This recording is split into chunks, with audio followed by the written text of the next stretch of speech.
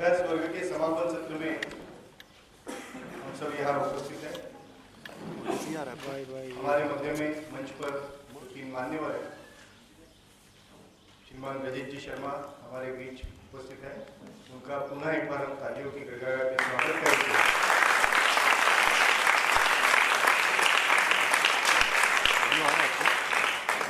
इस पाठ्यक्रम के निदेशक माननीय गिरीश प्रेमकर जी भी मंच पर उपस्थित हैं। भारतीय प्रबोधिनी के वरिष्ठ अधिकारी भगवान दाता जी हमारे बीच। मैं नितिन महाड़ी से अनुरोध करूंगा कि वे माननीय रजत जी का विस्तार में परिचय दे एवं उनका स्वागत करें।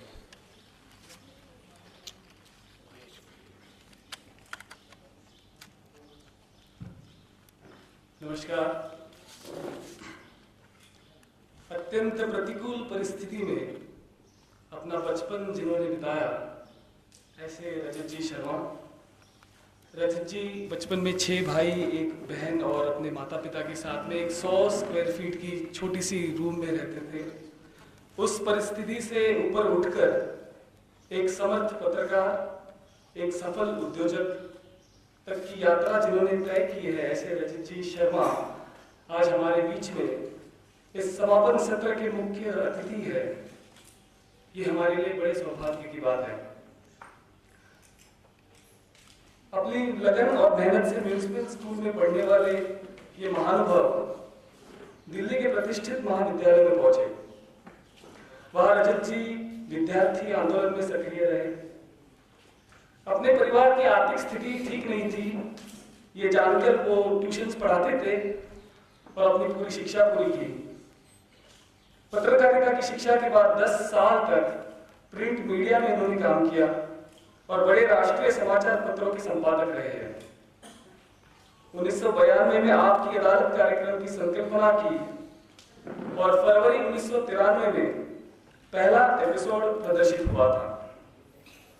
पहले एपिसोड के नायक बिहार के तत्कालीन मुख्यमंत्री लालू प्रसाद जी यादव थे।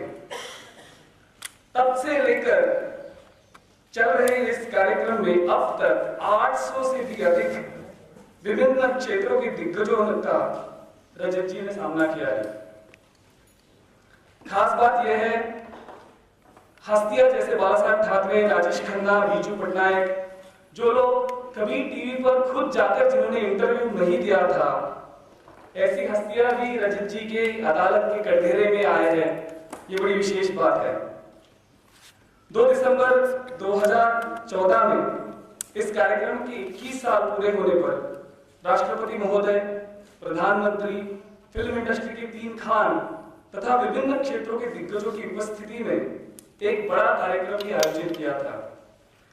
मोदी जी ने रजत जी के बारे में कहा है, and I would like to read that out in English. In the 21 years of the show, nobody has been forced to reply. Rajat knows the art of extracting a reply through his sweet questioning. Another big quality of Rajat is that he uses his tongue sparingly in his show, but he uses his heart to the fullest. A clever mind works behind this. Modi ji के आपकी अदालत का ये episode, इसने viewership के सारे records तोड़ दिए थे। अपनी धर्मपत्नी के सहयोग से इंडिया टीवी की parent company independent news service 1997 में निर्माण किया गया। सन 2004 में इंडिया टीवी का निर्माण हुआ। नोएडा में बसा ये स्टूडियो आज एशिया का सबसे बड़ा स्टूडियो है। पत्रकारिता से उद्योजक बने रजत जी को 2009 में उद्योजक पुरस्कार देकर सम्मानित किया गया था। आप न्यूज ब्रॉडकास्टर्स एसोसिएशन के राष्ट्रीय अध्यक्ष हैं तथा strategic affairs of the Indian broadcasting foundation के आप उपाध्यक्ष हैं। आपके योगदान को भारत सरकार ने पद्म भूषण पुरस्कार से सम्मानित किया है। मैं इस पाठ्यक्रम के निदेशक माननीय गिरीश जी से अनुरोध करता हूं कि वे रजत जी का पुष्पगुच्छ, शाल और नारियल देकर स्वागत करें।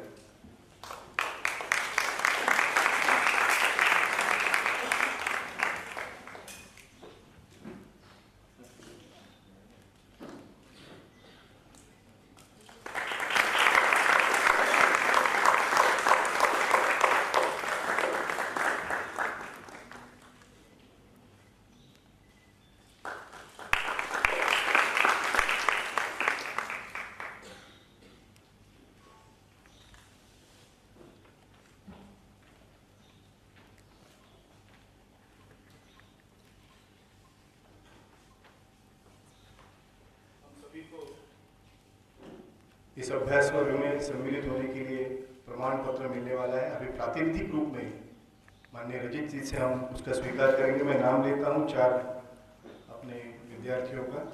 पुरुषोत्तम काळे मंच पे आए और रजत जी से इस पाठ्यक्रम में सम्मिलित होने का अपना प्रमाण पत्र दे। पुरुषोत्तम काळे। शर्मिला पवार तैयार है? शर्मिला पवार, जरा तालियां बजाइए।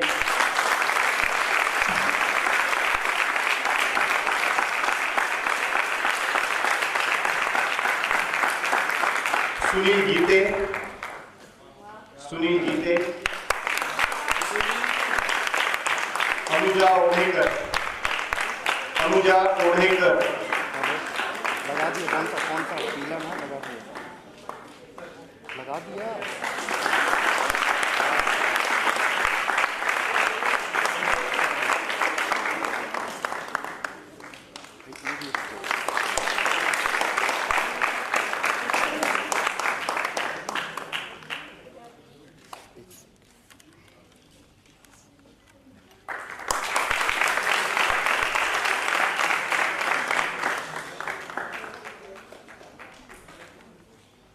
मैं माननीय दाता जी से अनुरोध करूंगा कि इस अभ्यास वर्ग के संदर्भ में अपने विचार दें।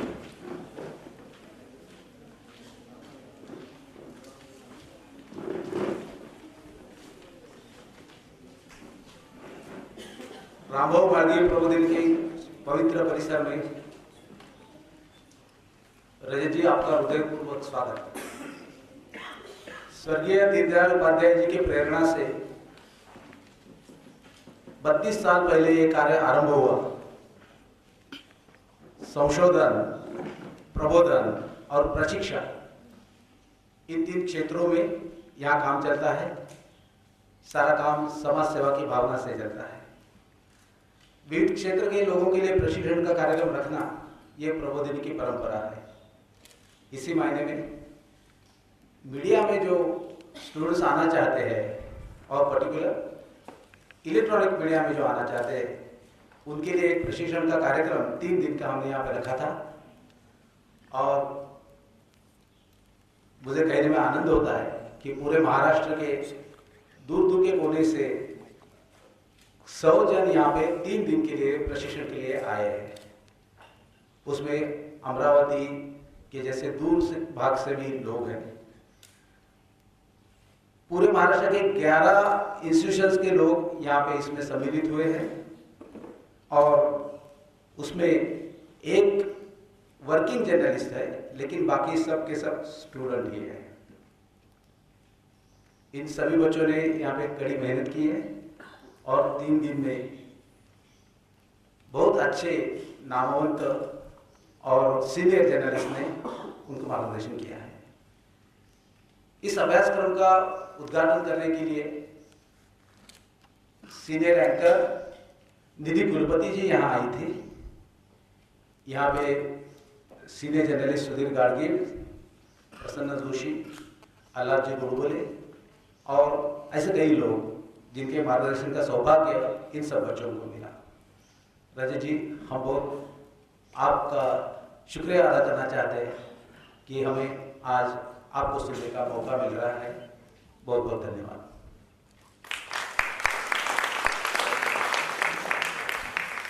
पाठ्यक्रम के निदेशक माननीय गिरीश केमकर जी।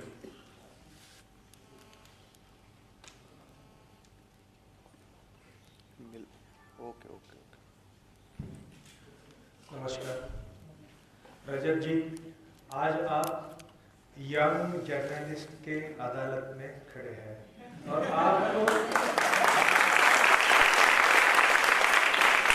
खुद जज है आप, और आपको मुकदमा आपको खुद को लड़ना है। ये चीज़ ऐसी है, मेरी हिंदी तो बम्बईया हिंदी है, आप मुझे प्लीज माफ कर दीजिए। मैं ज़्यादा देर तक नहीं बोलने वाला, सिर्फ इतना कहता हूँ कि जब देता है वो चप्पल फाड़ के देता है।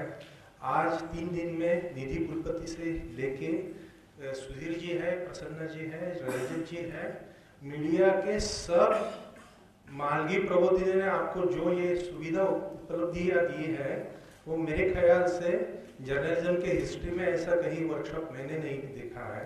तो आप बहुत आप लकी है कि आपको ये सब चांस मिला है। जो आपने ये सीखा है वर्कशॉप में, ये शायद आपको पूरी ज़िंदगी में करियर करने के लिए बहुत सारी बातें आगे सीखनी है, लेकिन बहुत आगे लेके जाएगा। मुझे विश्वास है कि आप संतुष्ट हैं। सिर्फ इतना कहता हूँ कि ये मैजिक स्टिक नहीं है कि 3 दिन का वर्कशॉप किया और हो गए जर्नलिस्ट एंकर। तो आपको जो कुछ भी तैयारी करनी है उसकी ये शुरुआत है। सिर्फ इतना ध्यान रखें, इतनी मैं अपेक्षा व्यक्त करता हूँ और यही रुकता हूँ।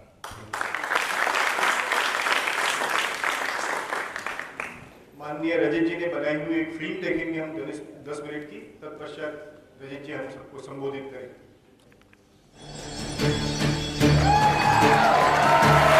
नमस्कार, आपकी अदालत में आपका स्वागत है।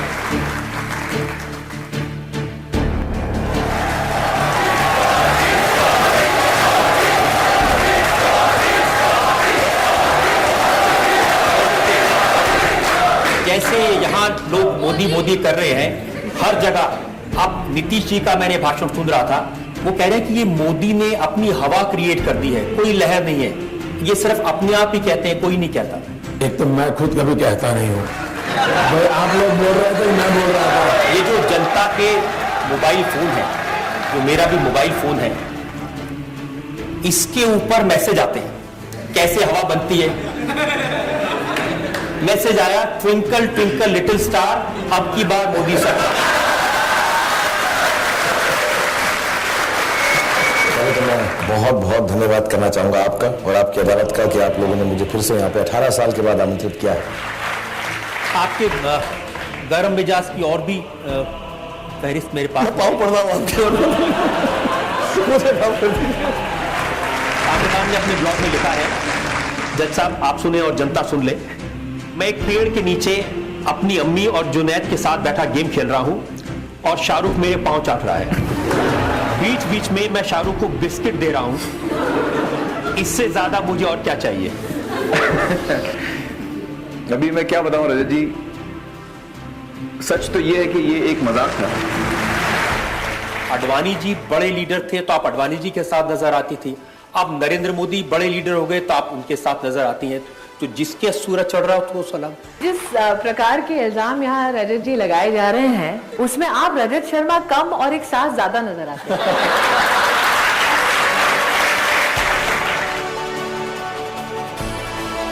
मैं एक दिन रोया नहीं। मैं रोया अब इसलिए हूं कि मैं अकेला पड़ गया। मीडिया और देश के नेता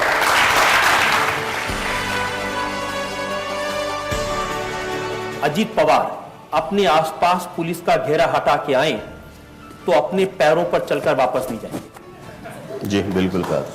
इसका मतलब जानते हैं? बिल्कुल। हाथ पैर तोड़ के बेचेंगे। बिल्कुल। क्यों मारने मरने की बातें क्यों करते हैं आप इतनी?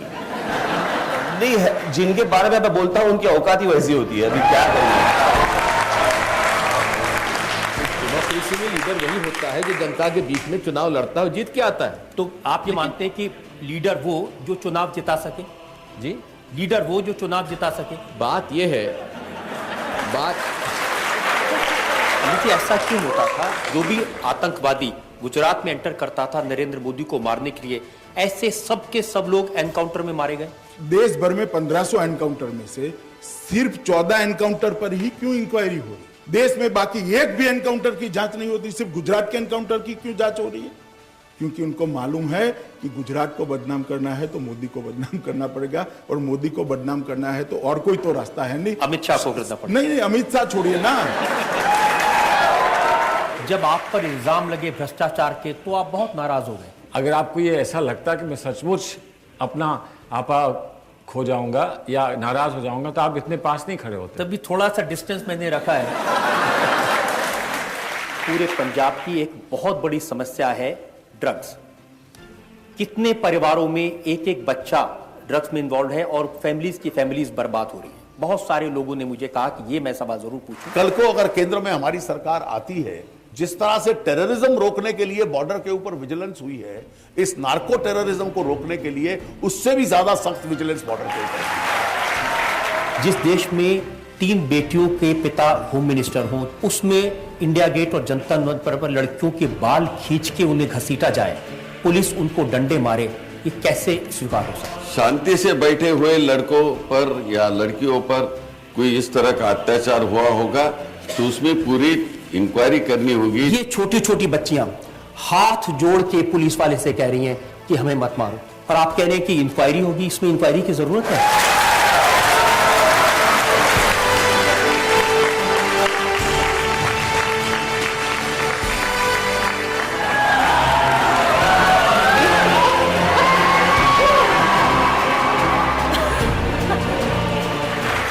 कटरीना कैफ ने जो कहा था वो आपको बता देता हूं। जी सर। उन्होंने कहा कि जो कुछ इंडस्ट्री में हूं सलमान के बदौलत हूं। सर वो झूठ नहीं बोलते। लेकिन जब वो सक्सेसफुल हो गई, बड़ी स्टार बन गई, तो थैंक यू कह दिया। जी हाँ, शुक्रगुजार हैं, आज भी थैंक यू कहती हैं। आपको थैंक यू और बीच पर तस्वीरें किसी के साथ? सर वो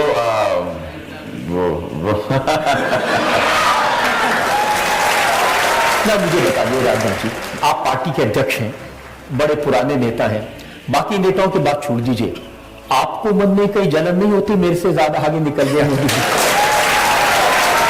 छोटे मन से कोई बड़ा नहीं हो सकता, टूटे मन से कोई खड़ा नहीं हो सकता। और मैं आज आपकी अदालत के माध्यम से उस बात को जरूर कहना चाहूंगा, कभी कुछ बनने का सपना नहीं देखा है। और मैं भी नौजवानों को कहता हूं, कभी भी बनने के सपने मत देखो। अगर सपना देखना है तो कुछ करने का देखो।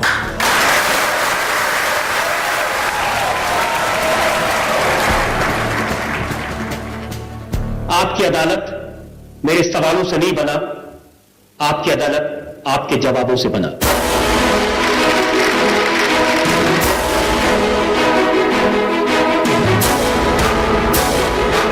मैं रजत जी को बहुत सालों से जानता हूं। एक सामान्य परिवार में पैदा हुआ बालक, एक कमरे के घर में जिंदगी जिसने गुजारी, पढ़ाई के लिए जिसके पास घर में बिजली नहीं थी। ये देश की विशेषता देखिए कि अपने परिश्रम से एक इंसान कहां से कहां पहुंच सकता है। रजत उसका उदाहरण है। इनको करने का एक अपना तरीका है उनका। और 21 साल तक एक ही प्रकार की चीज सस्टेन करना ये सरल काम नहीं है, और उन्होंने इसे किया है।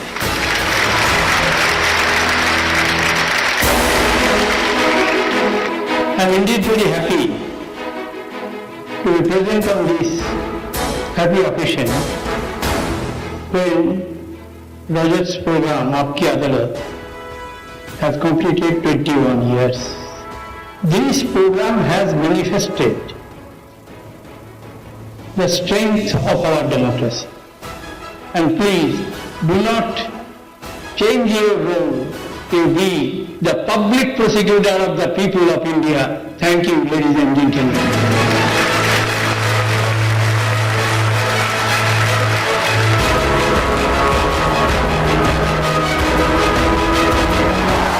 ये शायद देश के इतिहास में पहला मौका है कि 3 खान एक साथ, और जितना आप इकट्ठा होते जा रहे हैं उतना मेरा डर बढ़ता जा रहा है। आपके शादी के पहले कितनी गर्लफ्रेंड थी? हम जब कॉलेज में थे तो हमारे साथ एक मॉरल पुलिस थी, अरुण जेटली, कि न किसी से बात करने देते थे, न किसी से मोहब्बत करने देते थे। तो उनसे बोलिए उनकी कितनी गर्लफ्रेंड है?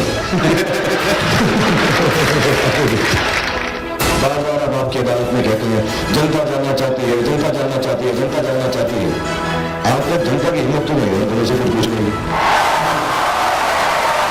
इसलिए जनता ने मुझे अपना वकील किया है, आप जैसे लोगों को पकड़ने के लिए, आप जैसे लोगों से सवाल पूछने के लिए, आपकी हरकतों को जनता के सामने एक्सपोज करने के लिए, आपके वानखेड़े स्टेडियम को, आपके इश्क को, आपकी सारी हरकतों को।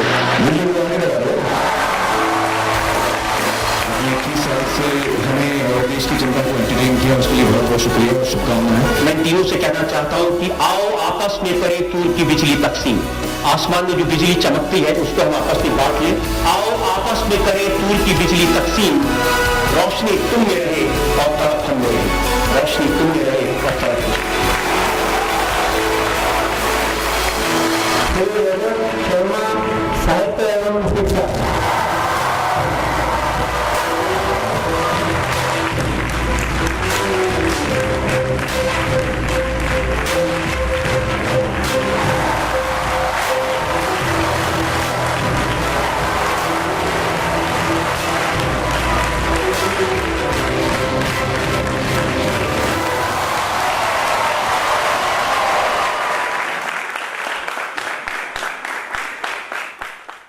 मैं आपका आभारी हूं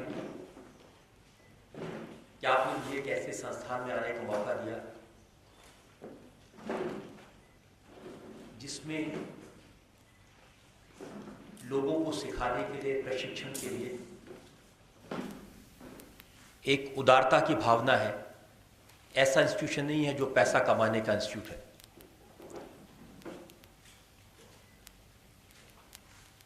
मैं आपका आभारी हूं इसलिए कि हमारे देश का जो भविष्य है टीवी का, आपसे मुझे बातचीत करने का मौका मिलेगा, आपके विचार जानने का मौका मिलेगा, आपसे कुछ समझने का, सीखने का मौका मिलेगा। और मैं चाहता हूं कि हम ऐसे उदास होकर ना बैठें, हम लोग आपस में बातचीत करें। मैं आपको बिल्कुल अपने भाषण से बोर नहीं करूंगा। मैं चाहूंगा कि आपके मन में जो सवाल हैं, आपके मन में जो आशंकाएं हैं, आपके मन में जो सपने हैं, आकांक्षाएं हैं, उनके बारे में हम लोग बात करें। आपके मन में जो सवाल हो वो आप उससे पूछें। जैसा अभी किसने कहा कि ये इस प्रबोधिनी की अदालत है जिसमें मैं खड़ा हूं, तो आज आप मुझसे कुछ भी सवाल पूछ सकते हैं, अच्छे सवाल, कड़वे सवाल, मीठे सवाल। मैं कोशिश करूंगा कि आपके हर सवाल का जवाब दे दूं। एक दो बात मैं आपसे कहना चाहता हूं।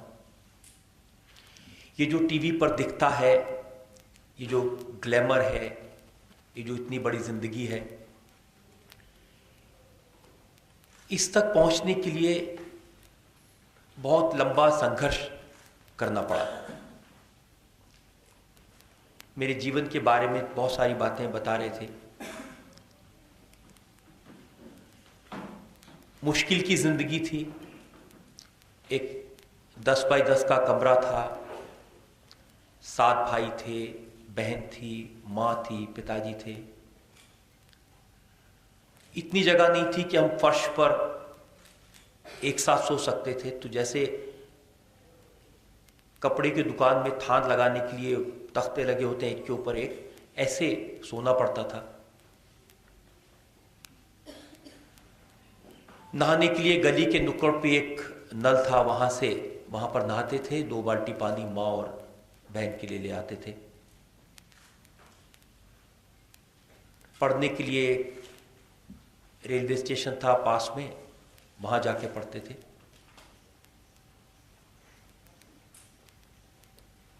खाने के लिए कभी मिलता था, कभी नहीं मिलता था। साधारण सा स्कूल था कॉरपोरेशन का, जिसमें जमीन पर बैठते थे, टाट पट्टी वाला। पढ़ाने के लिए कोई टीचर नहीं थे, ब्लैक बोर्ड नहीं था। और मन में जरूर संघर्ष था। हम अपने पिताजी से कहते थे, बाबूजी से, कि बहुत संघर्ष है, बहुत तकलीफ है। तो एक बात उन्होंने कही थी जो मैं आपसे शेयर करना चाहता हूं। आप लोग यंग हैं, आप जिंदगी के ऐसे मोड़ पर खड़े हैं जहां पर आपको बहुत बड़ा रास्ता तय करना है। उन्होंने कहा कि ये जीवन आग की भट्टी की तरह है। अगर तुम सोना हो, खरे हो, तो तप करके दूसरी तरफ निकल आओगे, इस भट्टी को पार कर लोगे। और अगर खरे नहीं हो तो भट्टी में भस्म हो जाओगे, क्योंकि ऐसे जीवन का कोई फायदा नहीं है जो खरा ना हो।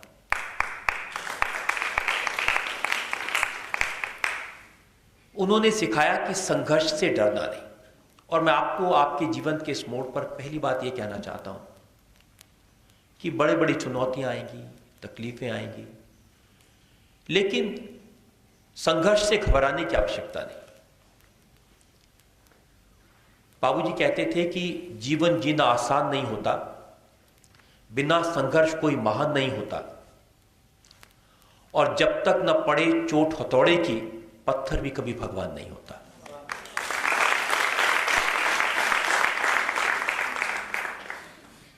और दूसरी बात मैं आपसे कहना चाहता हूं कि जब जीवन में आप कुछ बन जाएं, मेरी शुभकामनाएं हैं आप सबके साथ, आप बड़े बने, टीवी के एंकर्स बने, स्टार बने, ताकत हो आपके पास में, उस समय पांव जमीन पर रहने चाहिए। हमें बचपन में सिखाते थे बाबूजी, विद्या ददाति विनयम विनयाति आति पात्रता पात्रत्वा धर्म अपनुति धना धर्मम तद सुखम। विद्या से, शिक्षा से जो आप कह रहे हैं, विनय मिलता है, विनय से योग्यता मिलती है, योग्यता से धन मिलता है, धन से धर्म मिलता है, उससे सुख मिलता है। लेकिन अगर अहंकार आ गया, अगर अपने बड़े होने का एहसास आ गया, तो शायद हम जो कुछ प्राप्त करते हैं उसको खो देंगे। और तीसरी बात मैं आपसे ये कहना चाहता हूं कि सपने देखें, बड़े बड़े सपने देखें, कुछ बनने के सपने देखें, मोदी जी जैसे बता रहे थे, करने के सपने देखें। और जब सपने देखें तो मन में एक बात ध्यान रखें, दो तरह के सपने होते हैं। एक वो जो हम रात में सोते हुए देखते हैं, जब चैन की नींद सो रहे होते हैं, और एक दूसरा सपने वो होते हैं जो पूरा करने के लिए हमें रात को नींद नहीं आती। मैं चाहता हूं आप वो सपने देखें जिन्हें पूरा करने के लिए आपको नींद ना आए, क्योंकि इस देश को आज आपके जैसे नौजवान लोगों की जो कमिटेड है, आवश्यकता है, जरूरत है। एक छोटी सी कहानी मैं आपको बताता हूं। एक गांव में एक मंदिर था, टूटा फूटा, लगता था अब गिरेगा तब गिरेगा, उसके भीतर से भाई भाई की आवाज आती थी। तो गांव वालों ने तय किया कि इस मंदिर को गिरा दिया जाए और इसकी बजाय एक नया मंदिर बनाया जाए, और ये काम करने के लिए कमेटी बना दी गई। अब जब कोई समिति बनती है, कमेटी बनती है, तो एक फैसला नहीं लेती, लिहाजा उसने 4 फैसले लिए। पहला फैसला यह कि इस पुराने मंदिर को गिरा दिया जाए, दूसरा यह कि इसकी जगह एक नया मंदिर बनाया जाए, तीसरा यह कि नए मंदिर में कंटिन्यूटी रखने के लिए बुर्जियां और गुंबद पुराने वाले मंदिर के लगाए जाए, और चौथा फैसला मित्रों ये कि जब तक नया बन नहीं जाता पुराने को गिराया ना जाए।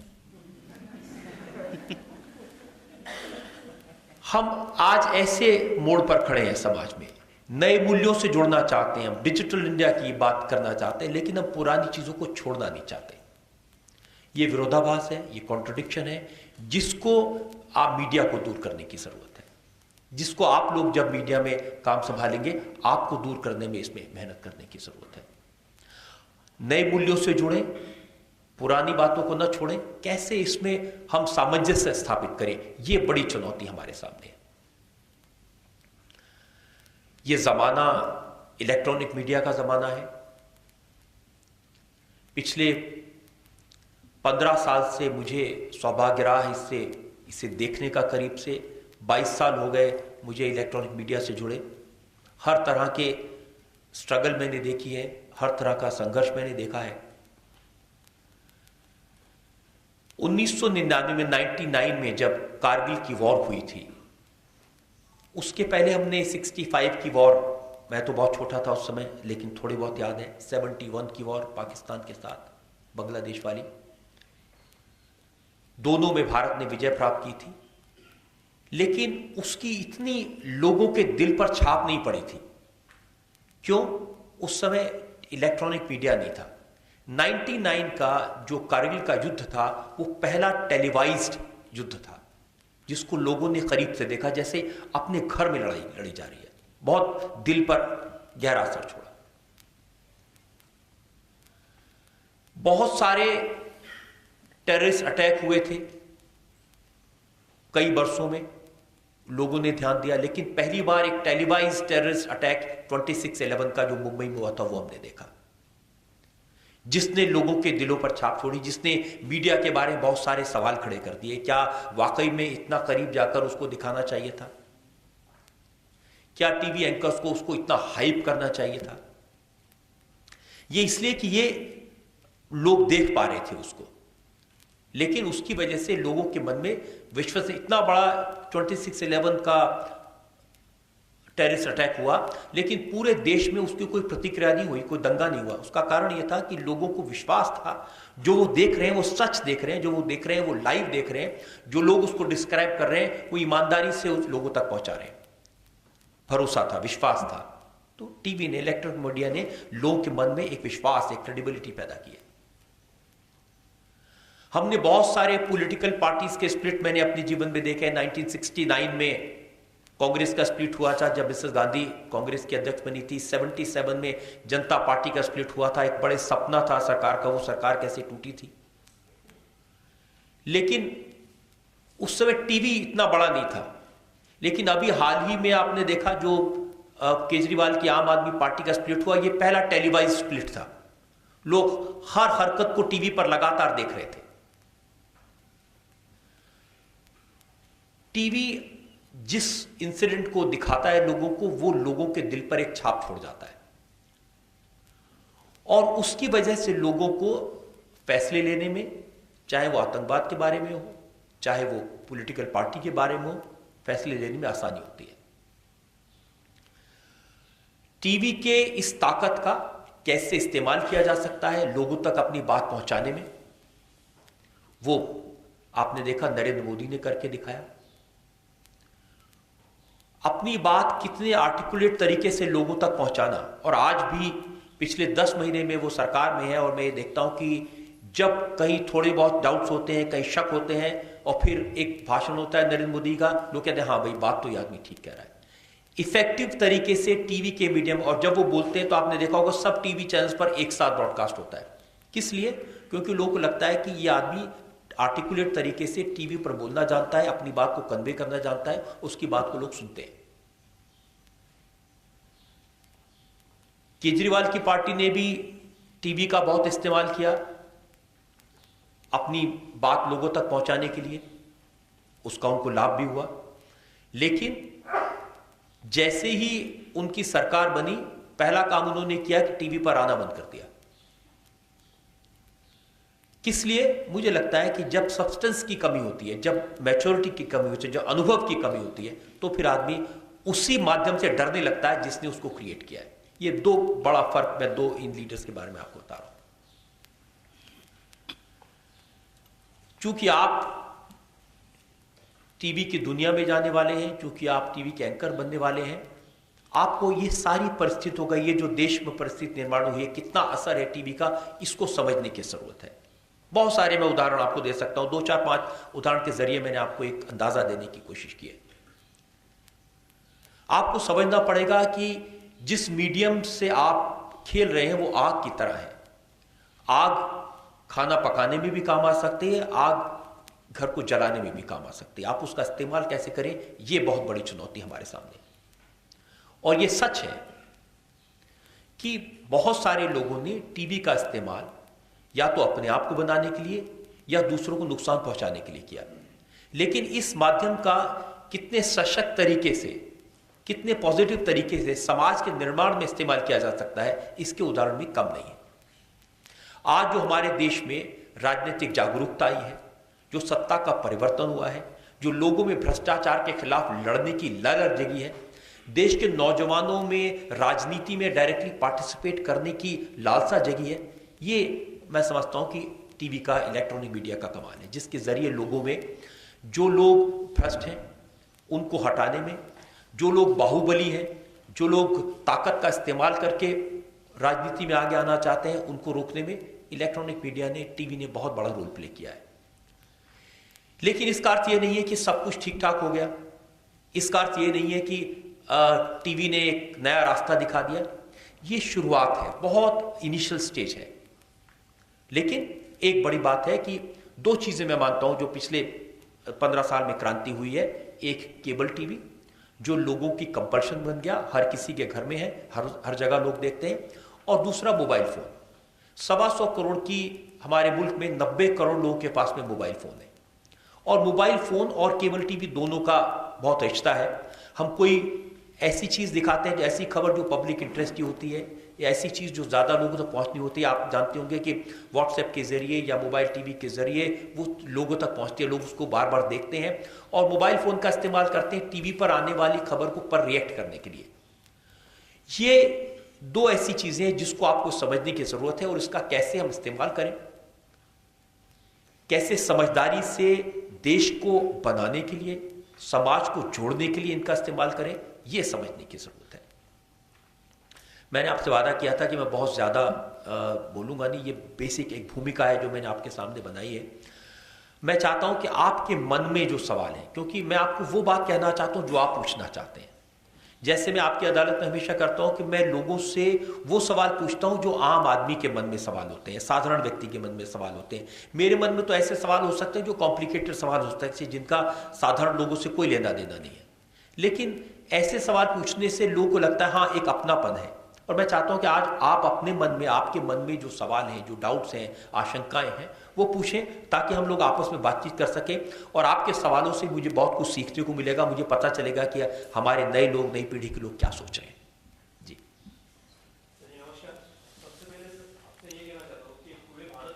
आपकी आवाज है जो न्यूज में आपकी आवाज है जिसे लोग सुनना चाहते हैं, और आजकल ऐसा शोर बहुत सुनाई देता है कि चैनल अभी आगे नीचे। तो मेरा सवाल आपसे ये है कि एक और हम कहते हैं कि हम निष्पक्ष पत्रकारिता करते हैं, और दूसरी ओर हर चैनल की अपनी पॉलिसी होती है, तो आगे जाके हम कैसे कह सकते हैं कि हम निष्पक्ष पत्रकारिता करते हैं? देखिए, निष्पक्ष पत्रकारिता का मतलब ये नहीं होता कि कोई पॉलिसी ना हो। मैं 3 चीजों में विश्वास करता हूं: फ्री, फेयर एंड फियरलेस। किसी से डरना नहीं, किसी को अननेसेसरीली नुकसान पहुंचाना नहीं, और फ्रीडम से, आजादी से अपनी बात कहना। जो लोग बात कहते हैं, हर एक की अपनी राय तो होगी, हम ह्यूमन बीइंग हैं, हमारी एक थिंकिंग है, लेकिन वो राय हम अपनी व्यूअर पर थोप दें, इम्पोज करें, वो गलत है। हम अपनी राय व्यक्त करें, और फिर व्यूअर जो अलग अलग लोगों से बात सुन रहा है, उसके बेसिस पे अपनी राय वो बनाए।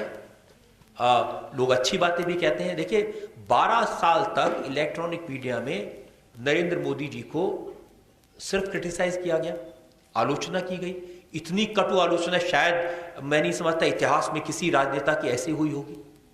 हत्यारा भी, कम्युनल भी, और उनके बारे में क्या विश्वास बना लोगों का कि अगर इन्हें उम्मीदवार बनाया बीजेपी ने, तो देश का एक बहुत बड़ा वर्ग है, माइनॉरिटीज हैं, मुसलमान हैं, वो कभी इनको वोट नहीं देंगे, वो सिर पे कफन बांध के निकलेंगे इनको हराने के लिए। जो एलाइज हैं वो कभी इनका साथ नहीं देंगे, क्योंकि इनकी इमेज ऐसी है। लेकिन जब उन्होंने अपनी बात कही ताकत से, तो लोगों ने उस पर भरोसा किया।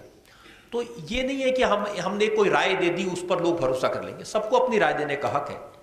अलग अलग टीवी चैनल्स के अलग अलग एंकर्स हैं, और मैं आपको एक बात कहना चाहता हूँ कि उन लोगों की जो बाकी टीवी एंकर्स हैं, उनके विचार से, उनकी राय से हम अलग राय रख सकते होंगे, हमें लगेगा कि नहीं ये राय ठीक नहीं है, लेकिन मैं आपको कहता हूं वो जब अपनी राय रखते हैं, ईमानदारी से रखते हैं, बाय एंड लार्ज हमारे टीवी प्रेजेंटर्स, बड़े चैनल्स के जो एंकर्स हैं, वो ईमानदार लोग हैं, कमिटेड लोग हैं। उनकी राय अलग हो सकती है, हम उनकी राजनीतिक सोच से, उनकी विचारधारा से शायद इत्तेफाक न करें, लेकिन वो किसी लालच से, किसी लालसा से ऐसा कर रहे हो, ऐसा नहीं है।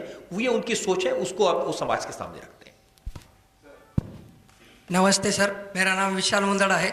मैं पुणे यूनिवर्सिटी के रानडे इंस्टीट्यूट का छात्र हूँ। मुझे ये पूछना है कि ये पत्रकारिता के पेशा में आपके करियर में वो कौन सा टर्निंग पॉइंट था, वो कौन सी चुनौती थी जिसको पार करने के बाद आपने कभी पीछे मुड़कर देखा नहीं और आप आसमान की इस ऊंचाई पर पहुंच गए? और दूसरी बात, उस चुनौती को आपने कैसे पार किया? ऐसा कोई एक इंसिडेंट तो नहीं था, लेकिन सीरीज ऑफ इंसिडेंट थे, बार बार एक के बाद एक कुछ ऐसी घटनाएं होती चली गई। मैं इतना आपको कह सकता हूं कि मुझे जब भी अवसर मिले, अपॉर्चुनिटी मिली, तो मैंने उसका पूरा इस्तेमाल किया। मेरे परिवार में तो दूर दूर तक कोई जर्नलिज्म तो था नहीं, किसने कुछ पढ़ा नहीं था, ना कोई सोच सकते थे, मेरा भी कोई ऐसा सपना नहीं था। मैं आपको बताऊं कि मेरा तो सपना ये था कि हायर सेकेंडरी पास की तो Shri Ram college of commerce में एडमिशन हो गया, SRCC में BCom करके किसी बैंक में क्लर्क बन जाएंगे, क्योंकि उन दिनों बैंक में ओवर टाइम मिलता था, तो इतना कमा लेंगे कि घर वालों को 2 वक्त रोटी मिल जाएगी। लेकिन परिस्थितियां होती हैं ऐसी, बदलती है, वहाँ जिन लोगों से मेरी मुलाकात हुई कॉलेज में, अरुण जेटली हमारे कॉलेज में थे, रोहिंटन नारिमन जो सुप्रीम कोर्ट के जज हैं वो मेरी क्लास में थे, अर्जुन सीकरी ये सुप्रीम कोर्ट में जज हैं ये हमारे साथ थे। ऐसे दुनिया भर के लोग, डॉशे बैंक के जो CEO हैं वो हमारे साथ कॉलेज में थे। तो तरह तरह के लोग, अलग अलग परिवारों से लोग, तो इनसे बात करके, दोस्ती करके, साथ पढ़ते पढ़ते बड़े बड़ी बातें सोचने लगे, बड़े बड़े सपने देखने लगे। तो भी जर्नलिज्म करना ये सपना नहीं देखा था। जर्नलिस्ट कैसे बने? एक्सीडेंट था। मैं, सब लोग गर्मी की छुट्टियों में, क्योंकि बड़े कॉलेज के लोग थे, सब लोग अपने अपने छुट्टियों पर चले जाते थे कहीं, और हमारे पास तो ऐसा साधन नहीं थे। तो मैं गर्मी की छुट्टियों में कोई काम ढूंढ रहा था। बहुत बड़े पत्रकार थे जनार्दन ठाकुर उस जमाने में, अब वो दुनिया में नहीं है। वो आनंद बाजार पत्रिका के दिल्ली के चीफ ऑफ ब्यूरो थे। उन्होंने एक अपना सिंडिकेशन शुरू किया था। वो किसी को वो ढूंढ रहे थे, रिसर्चर को। तो मैंने उनके यहाँ, मैंने कहा गर्मी की छुट्टियों में ये 3 महीने में आपके पास काम करूँगा, जब तक सोचता था कि रिजल्ट आ जाएगा MCOM का और उसके बाद में फिर हम शायद कहीं लेक्चरर बन जाएंगे। वो 3 महीने जब मैंने उनके साथ काम किया तो मेरे अंदर लिखने की, खबर को ढूंढने की क्या विधा है, क्या समझ है, ये अचानक से बाहर आई और फिर मैं पत्रकार बन गया। तो ये 33 साल पहले की घटना है। मैं एक अखबार में, जब ऑनलुकर एक मैगजीन थी, उसमें एक ट्रेनी रिपोर्टर बना। फिर धीरे धीरे ये रास्ता चलता गया और टीवी में 93 में आपकी अदालत शुरू किया, उससे शुरुआत हुई। सर, मेरा नाम शर्मिला पवार है। मैं भी पूना के MMCC कॉलेज की स्टूडेंट हूँ। सर, हम जब जर्नलिज्म पढ़ते हैं तो हमें ढेर सारे इथिक्स सिखाए जाते हैं कि जब जर्नलिस्ट हो तो आपको ये करना है, ये नहीं करना है। लेकिन रियल फैक्ट अलग होती है, क्योंकि जब हम फील्ड में जाते हैं तो हम इथिक्स फॉलो नहीं कर सकते। तो आपको क्या लगता है कि ये कितना, मतलब अभी मुझे एक्चुअली पता नहीं आपको क्या पढ़ाया जाता है, लेकिन ये बात सही है कि ये सिर्फ आपके लिए नहीं है, ये सबके लिए सही है। जो लॉ के स्टूडेंट्स को पढ़ाते हैं और जब वो प्रैक्टिस करने जाते हैं, जो जर्नलिज्म के स्टूडेंट को पढ़ाते हैं और जब वो काम करने जाते हैं, जो डॉक्टरों को MBBS में पढ़ाते हैं और जब वो इलाज करने जाते हैं, उसमें बहुत फर्क होता है। अब लेकिन पढ़ना तो यही पड़ेगा, क्योंकि यही पढ़ाया जा रहा है। जब आप कुछ बन जाएं तो फिर आप एक ऐसा इंस्टीट्यूट खड़ा करिए और या इस इंस्टीट्यूट में आके बताइए कि नहीं, ये प्रैक्टिकल चीज़ें हैं। मैंने सोचा था कि एक ऐसा इंस्टीट्यूट खड़ा करेंगे जिसमें हम स्टूडेंट्स को जो मेरे प्रैक्टिकल अनुभव है उसके आधार पर पढ़ाएंगे, लेकिन संभव नहीं हो पाया वक्त की कमी की वजह से। लेकिन एक ये आपकी जो आपने बात की बिल्कुल सही है। जब हम फील्ड में जाते हैं तो हमें पता चलता है कि जो कुछ हमने पढ़ा था वो किसी काम का नहीं है, लेकिन ये एक बेस है। कम से कम ये आपको एक रास्ता दिखाता है कि इस रास्ते पर जाना है। जब आप जाएंगे प्रैक्टिकल फील्ड में जाएंगे तो एक नई तरह का स्ट्रगल आपको करना पड़ेगा। ये बात सही है आपकी।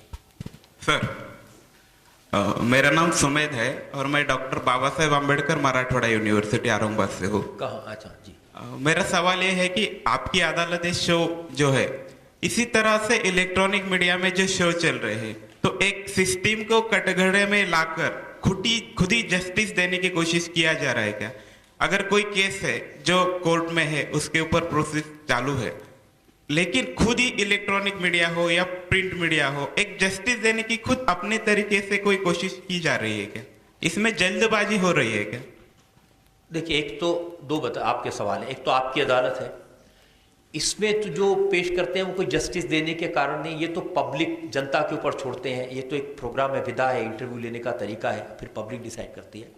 लेकिन जो मूल प्रश्न आपका है वो शायद आप कह रहे हैं मीडिया ट्रायल। ये बहुत सारे लोग सवाल उठाते हैं कि जो केस कोर्ट में चल रहा है उस पर जब मीडिया जोर जोर से बोलता है तो क्या हम उस केस को इन्फ्लुएंस करते हैं, प्रभावित करते हैं? जरूर करते हैं, जरूर करते हैं, और करना चाहिए।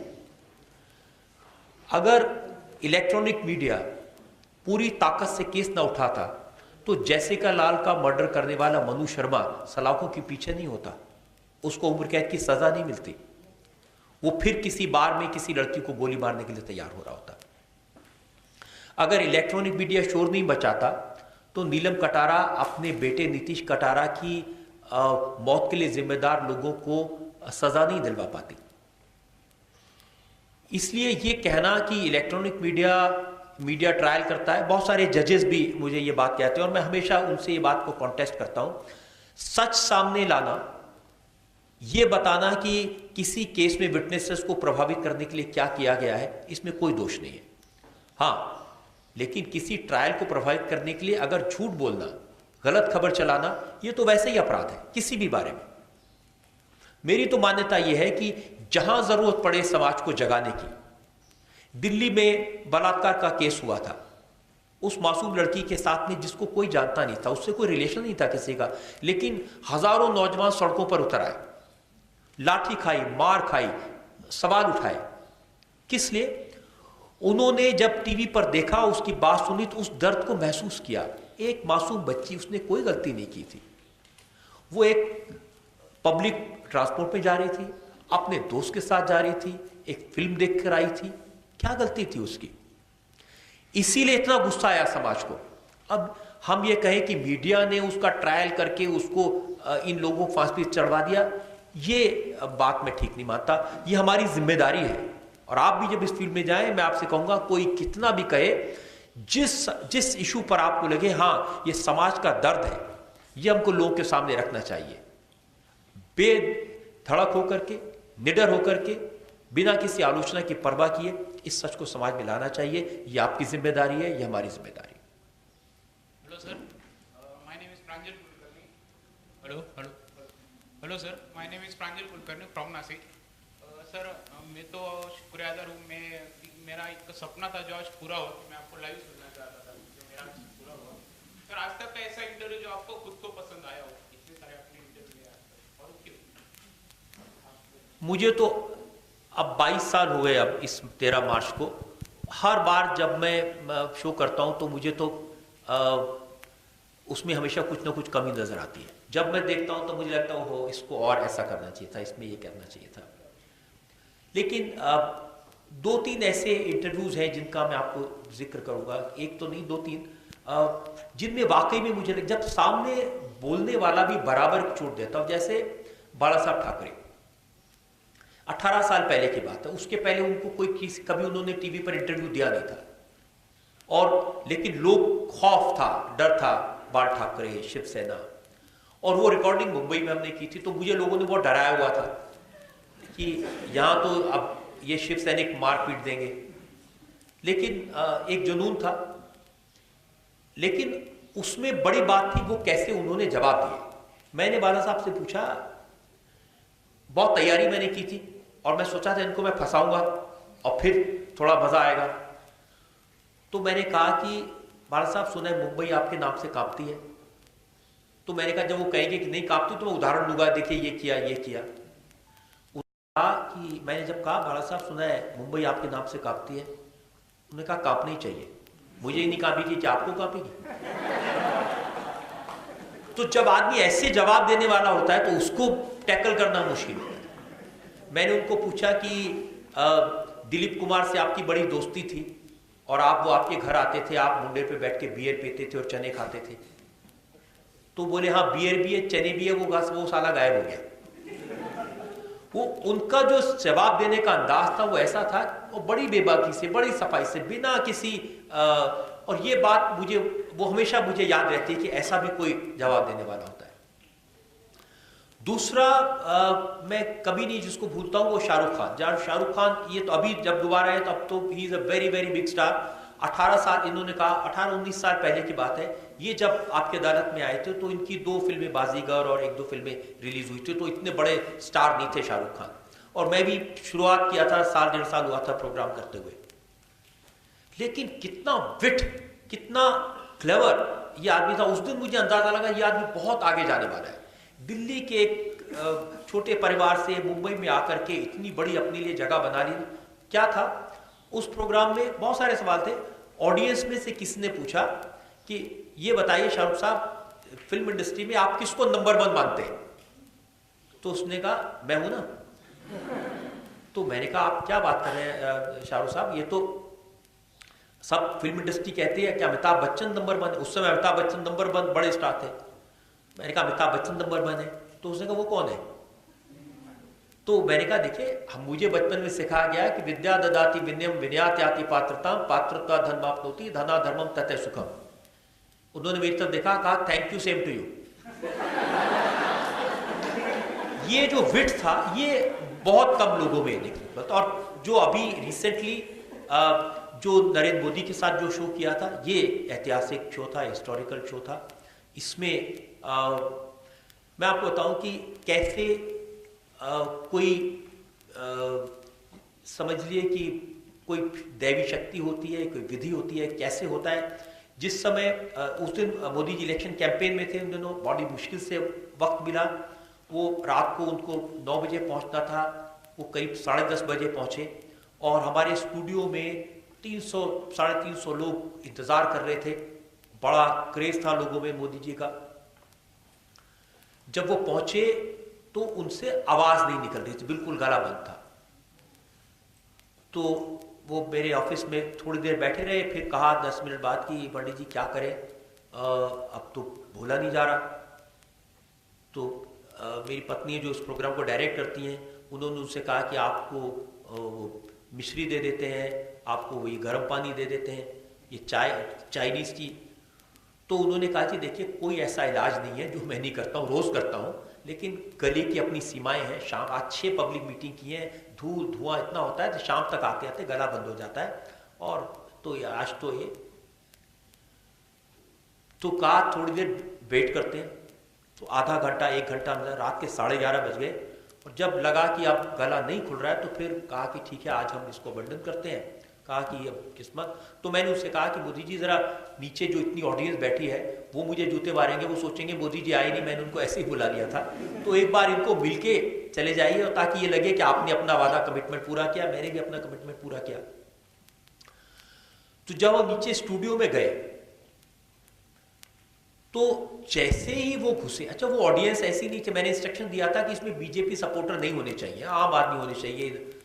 लेकिन जैसे ही वो घुसे लोगों ने चिल्लाना शुरू कर दिया, मोदी मोदी मोदी। तो मैं भी सरप्राइज हुआ। मैंने ऑडियंस कोऑर्डिनेटर को बुलाया, मैंने तुम्हें मना किया था ये बीजेपी वाले। कहना नहीं सर ये बिल्कुल बीजेपी वाले नहीं है, ये तो जो हमारे यहाँ काम करते हैं वो ज़्यादातर लोग उनके परिवारों के लोग हैं, क्योंकि ये नहीं पता था कितने बजे से शो खत्म होगा। जो आम लोग होते वो तो भाग ही जाते, इतने देर रात में कौन रुकेगा। फिर एक जो हमारा प्रोड्यूसर था उसने कहा सर आप देखिए ये मेरे चाचा जी हैं, ये जर्मनी से आए हुए, नाच रहे हैं, मोदी मोदी कर रहे हैं। फिर एक लड़की ने कोने में से कहा मोदी आई लव यू। उन्होंने उसकी तरफ देखा, एकदम स्माइल किए मोदी जी। एक बूढ़ी औरत ने कहा कि बेटा मेरी उम्र तुझे लग जाए। फिर वो उसके पास गए। उसके बाद मैंने देखा अचानक उनका गला खुल गया, आवाज आने लगी। और फिर वो बैठे। फिर मैंने कहा थोड़ी देर, जितना देर आप बोल सके करते हैं। तो देखा अच्छा ठीक है 10 मिनट। शुरू हुआ प्रोग्राम, 1.5 घंटे तक। वो कब 1.5 घंटा बीता मुझे पता नहीं, उनको पता नहीं। कैसे सवाल आए, जो मैंने प्रिपेयर नहीं किया था वो चीजें मेरे मन से निकली। और बाद में उन्होंने मुझे बताया कि रजत जी जो कुछ मैंने कहा मैंने सोचा नहीं था, कैसे ये बातें मन से निकली कुछ पता नहीं। और जब वो प्रोग्राम टेलीकास्ट हुआ, तब तक के इतिहास में सलमान खान का शो सबसे ज्यादा हिट था, जिसको 47% लोगों ने व्यू किया था। मोदी जी का शो जब रेटिंग्स आई तो 74% व्यूअर्स मार्केट शेयर था, 74% लोगों ने देखा था। तो ये चीजें ऐसी है जो याद रह जाती है। नमस्कार रजत सर, मैं दिशा खातू।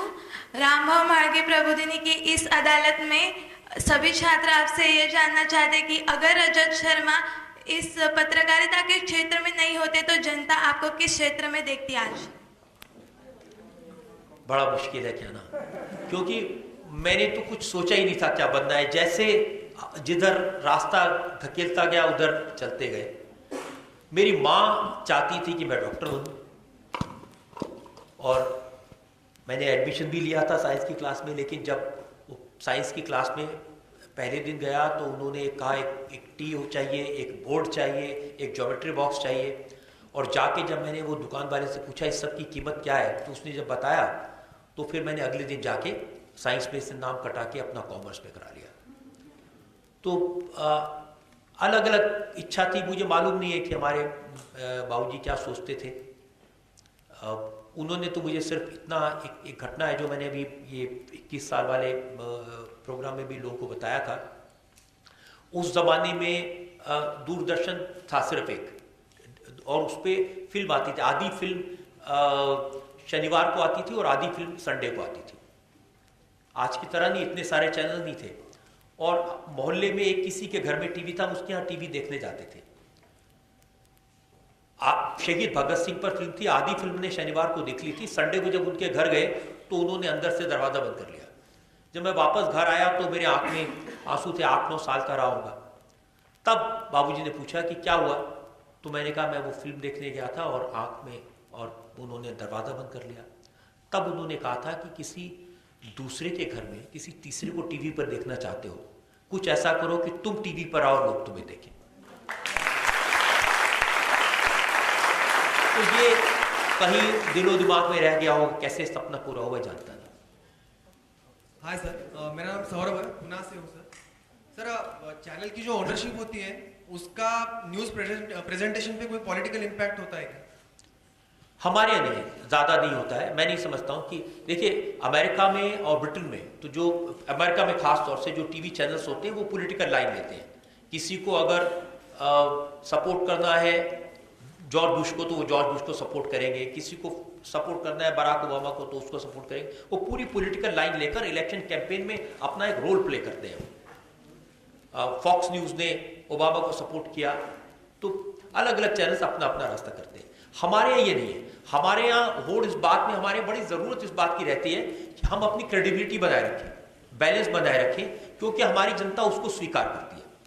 तो ओनर कोई भी हो उसका, लेकिन अगर उसमें क्रेडिबिलिटी नहीं रहेगी, ट्रस्ट नहीं रहेगा, ईमानदारी नहीं रहेगी, तो उसको जनता नहीं देगी।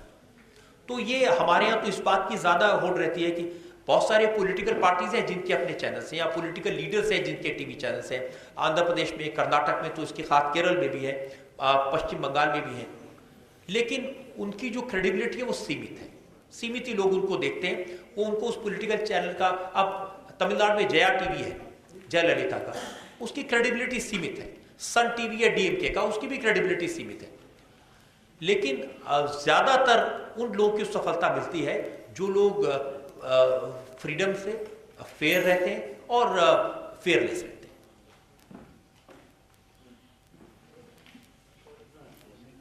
जी, मेरा नाम है प्रसन्न। एक पूछना चाहता था कि आपके जो फेलो एंकर्स हैं, बाकी के चैनल्स के आपकी पीढ़ी के जो एंकर्स हैं, जैसे कि राजदीप हैं, बरखा है, आपका तो संपर्क भी रहा होगा, इनके बारे में आप किस तरह से सोचते हैं, खास करके जो आइडियोलॉजिकल लाइंस पे आप सब एंकर्स को देखा जाता है, फिर अर्णब गोस्वामी हो, आप हो, राजदीप हो या बरखा हो, आप ये पूरे आपके पीढ़ी के एंकर्स के इस पीढ़ी को किस तरह से देखते हैं, मूल्यमापन कैसे करते हैं? देखिए, आपको बताऊं कि मैं इन लोगों को जज करता हूं उनके ओपिनियन से नहीं, उनके काम से। राजदीप ने, बरखा ने बहुत काम किया है। जब उन्होंने शुरुआत की थी तो रिपोर्टर कम एंकर, कारगिल की वॉर को कवर करना कोई आसान काम नहीं था। दिल्ली के जो आंदोलन हुए थे उनको कवर करना आसान, ये सब इन लोगों ने सड़क पे जाके लोगों के बीच में रह के संघर्ष किया है। वक्त रहते रहते उनके एक पॉलिटिकल ओपिनियंस बन गए, वो शायद लोगों को चुभते हैं, उसको लेकर के इलेक्ट्रॉनिक मीडिया में उनकी क्रिटिसिज्म भी होता है। लेकिन मैं ये मानता हूं कि वो जो कहते हैं वो उनकी बिलीफ है, उनका विश्वास है, उसके पीछे कोई लालसा नहीं है, उसके पीछे कोई लालच, उसके पीछे कोई बेईमानी नहीं है। इसलिए मैं उनके इस काम की रिस्पेक्ट करता हूँ।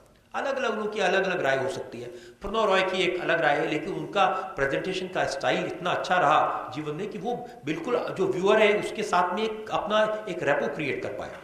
अर्णब गोस्वामी ने इन सबसे अलग एक विधा क्रिएट की। ये पहला एंकर है जो किसी गेस्ट को बोलने नहीं देते, लेकिन इसके बावजूद लोग, उनका जो प्रोग्राम है उसके अंदर एक हाई वोल्टेज ड्रामा क्रिएट कर देते हैं। वो देखने वाले का उस समय दिल की धड़कन बढ़ जाती है, वो चिल्लाना, शोर करना। सब लोग कहते हैं कि बोलने नहीं देते, लेकिन फिर उनके प्रोग्राम में जाते हैं। सब कहते हैं अरे साहब इतना शोर, इतना शोर, इतना शोर, लेकिन तो भी उनका शोर देखते हैं।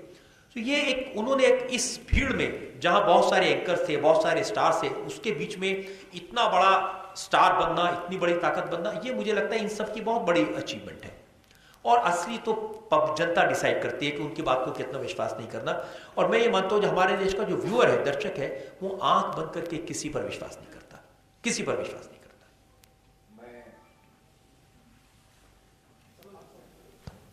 मैं सुधीर बात कर रहा हूँ। आपके आज के अदालत के जो सवाल रहते हैं उसमें स्पॉन्टेनिटी का रेशियो कितना है और प्लान सवाल कितने होते हैं? प्लान तो मैं बहुत कुछ करता हूँ जी, लेकिन जो निकलता है वो स्पॉन्टेनियस ही होता है। वो जो कुछ प्लान किया होता है वो उसमें से कोई 2-4 बात पूछ सके, लेकिन वो दूसरा आदमी क्या जवाब दे रहा है उसके आधार पर ये बनता है। और आपको आप चूंकि आप पूछ रहे हैं, आप खुद इतने बड़े एंकर हैं तो आपसे क्या मैं छुपाऊं। 22 साल हो गए। जो मेरी वाइफ इस शो की डायरेक्टर है वो आपको बताएंगी, आज भी हर बार शो से आधा घंटा पहले मेरा रोना शुरू होता है कि आज होगा नहीं मुझसे, आज शायद पब्लिक को पता चल जाएगा कि मुझे कुछ आता नहीं है। 5 मिनट पहले आई एम स्वेटिंग, मेरे पाँव, और मैं किसी तरह से लोगों के सामने अपना फेस बनाए रखता हूँ, नहीं ठीक है। और जब वो काउंट शुरू होता है 10 सेकेंड्स टू गो, फिर आता है कि अभी लाइट्स कैमरा एक्शन, तब क्या होता है मुझे पता नहीं। उसके बाद कैसे सवाल निकलते हैं, कैसे जवाब निकलते हैं, कुछ पता नहीं अंदर से। और कभी कभी मैं खुद आश्चर्य करता, कभी मुझे अब समझ नहीं आता ये कैसे मैंने कर दिया। रेणुका चौधरी आई थी आपकी अदालत में, तो वो मिनिस्टर थी उस समय, तो मैं उससे पूछ रहा था कि आपके जो हस्बैंड है वो कितना इंटरफेयर करते हैं। तो मैंने पूछा कि आपके जो हस्बैंड है, कहेंगे नहीं रजत जी पहले आप बताइए आपकी शादी हो गई। तो मेरे मुंह से निकला आपका इरादा क्या है। अब बाद में मैं सोचा ये कैसे मैंने बोल दिया, क्या कर दिया। उमा भारती तब नई पॉलिटिक्स में आई थी, बहुत अच्छा बोलती थी, बहुत जज्बा था उनका, और वो प्रोग्राम में आई तो मैंने अब पूछते पूछते कब मेरे मुंह से निकला, मैंने कहा आपको जब लोग सेक्सी संन्यासिन कहते हैं आपको कैसा लगता है। उन्होंने ऐसा मुंह बनाया और मुझे कहा ये क्या पूछ रहे हैं, तो लेकिन अब वो निकल गया। तो वो स्पॉन्टेनियस ही ज्यादा होता है, वो नहीं होता तैयारी से।